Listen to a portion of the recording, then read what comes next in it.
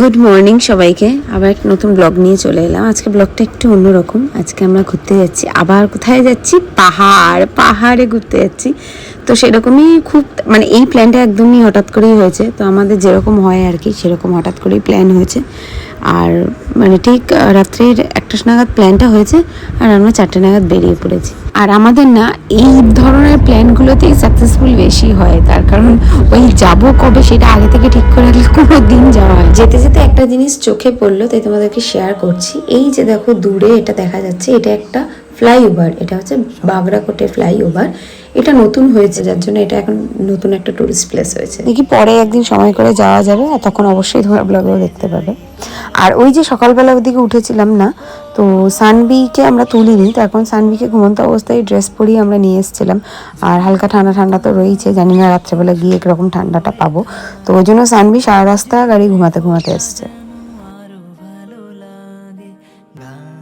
আর আমরা যেহেতু ব্রেকফাস্ট তো করিনি নিচে কোথাও, আমাদের ইচ্ছাই ছিল যে পাহাড়ে উঠে ওখানেই ব্রেকফাস্ট করবো। তো এখানেই একটা দোকান থেকে আমরা ম্যাগি খেয়েছিলাম, বিভিন্ন রকম ভেজিটেবলস দিয়ে ম্যাগি। আর পাহাড়ে এইসব ম্যাগি ওয়াই এগুলো খেতে ভালোই লাগে। তুমি ঘরে গিয়ে যেইভাবেই বানাও না কেন সেরকম টেস্টটা আসে না, কিন্তু পাহাড়ে এই দোকানের থেকে খেলে প্রচণ্ড টেস্ট লাগে। এটা হচ্ছে তিস্তা ড্যাম পাওয়ার হাউস। তো এখানে যেহেতু ফটোগ্রাফি অ্যালাউ না, তার জন্য আমি দেখাতে পারিনি। তো ওপর থেকে ওই জন্য তোমাদেরকে দেখাচ্ছি। দেখো এইখান থেকে এটা পুরোটা আমিও বুঝতে পারলাম, কারণ নিচে যেখান দিয়ে এলাম আমি বুঝতে পারিনি। ওপর থেকে এটা খুব ভালো লাগছে দেখতে। দেখি ব্যাক করার সময় যদি দাঁড়াতে পারি তো তখন তোমাদেরকে খুব ভালো করে শেয়ার করব। এখন বরং তোমরা এই রাস্তার সাথে ভিউটা ফিল করো।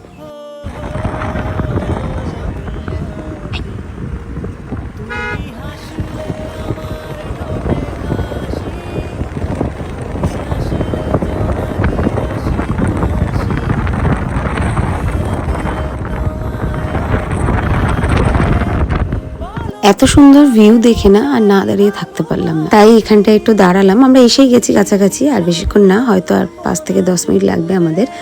আর সানবি জাস্ট ঘুম থেকে উঠলো, তাই একটু মুখটা ভার আর এই যেটা দেখতে পাচ্ছ, এটা হচ্ছে আমরা যে হোমস্টেটায় যাচ্ছি সেটা নেক্সট প্রজেক্ট। ওটাকে ওরা এক্সটেন্ড করছে। এখানে এখনো কাজ কমপ্লিট হয়নি, ভবিষ্যতে হয়তো 3-4 মাসের মধ্যে কমপ্লিট হয়ে যাবে। আর এখান থেকে জাস্ট ভিউটা দেখো, অসাধারণ। এই পার্টটা আমি আর বাড়ালাম না, এই পার্টটা এখানেই আমি শেষ করছি। আর আমরা কোথায় এলাম সেটা দেখার জন্য কিন্তু অবশ্যই নেক্সট ব্লগ দেখতে পান। নেক্সট ব্লগগুলো দেখার জন্য আমার পেজটাকে ফলো রাখতে হবে। তা চলো এখনের মতো টাটা বাই।